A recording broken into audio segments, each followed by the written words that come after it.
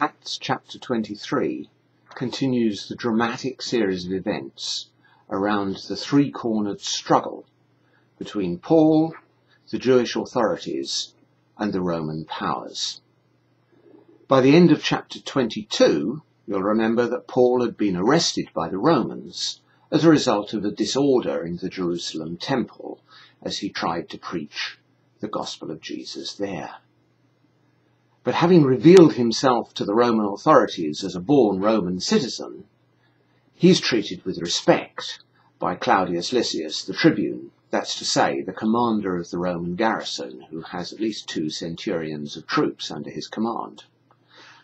So Claudius has now caused the Sanhedrin, the senior council of the Jewish religious authorities, to assemble and to put their case against Paul, with either him or more likely his representatives there to hear what's going on, and with his soldiers close by to ensure Paul's safety.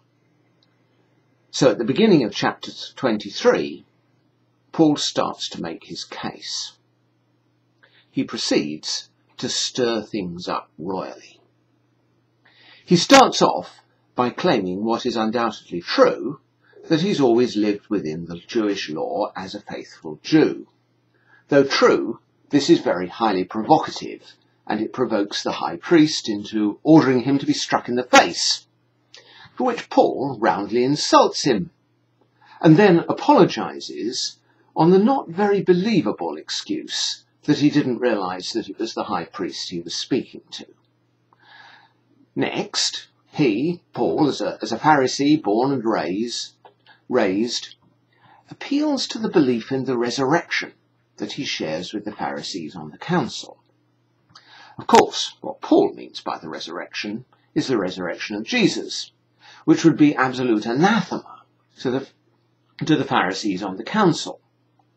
Though it is true, no doubt, that Paul's coming to believe in Jesus' resurrection was made possible by the general belief in the resurrection of the dead that he as a Pharisee held in common with all the Pharisees. But of course, this isn't going to persuade the Pharisees on the council, almost certainly. Nonetheless, Paul tries to take the gospel to them, starting from what they already believe. And incidentally, he causes a furore, because of course the other party on the Sanhedrin, the Sadducees, the more aristocratic party, don't hold any belief in the resurrection at all. The Pharisees are a bit inclined to say, well, Paul might be talking some sense here. The Sadducees certainly don't, and the result is an entirely predictable row, which seems to end up with them both agreeing to try and beat up Paul. And the tribune gives orders to the soldiers to extract him safely back to the barracks. I can't help feeling that this is rather the outcome Paul hoped for. He's now back in the hands of the Romans, which is safer, but he's also managed to present himself to the tribune and the Roman authorities generally as the voice of reason and sense compared with the Jewish authorities.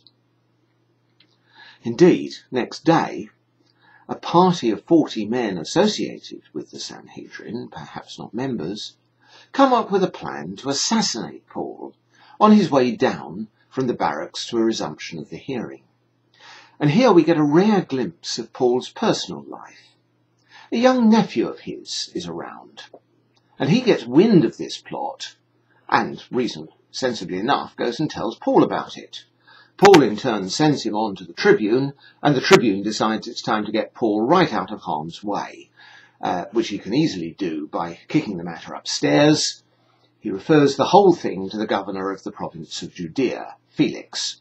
His seat isn't at Jerusalem, but at Caesarea, which subsequently indeed became the capital of the Roman province. This isn't the Caesarea Philippi we hear about in the Gospels. That was up in the mountains we nowadays call the Golan Heights. It was a major town on the Mediterranean coast, and there was a Roman highway linking it to Jerusalem, which was about 70 miles south of it. So Claudius sends Paul off on horseback with a heavily armed escort. And again, I find it hard not to believe that this isn't exactly what Paul wanted to happen. He's safe in the hands of the Romans, safe from the Jewish authorities, but that's not the point. He's got himself the opportunity to put his case, that is, to preach the gospel, to the highest Roman power in the land. And he's got every intention of taking that opportunity, and indeed of getting himself higher and higher up the Roman authority ladder, and closer to the centre of the Roman world, Rome itself. I wonder if he dreamt of being able to preach to the emperor himself in Rome. Well, come back tomorrow and we'll see how he got on.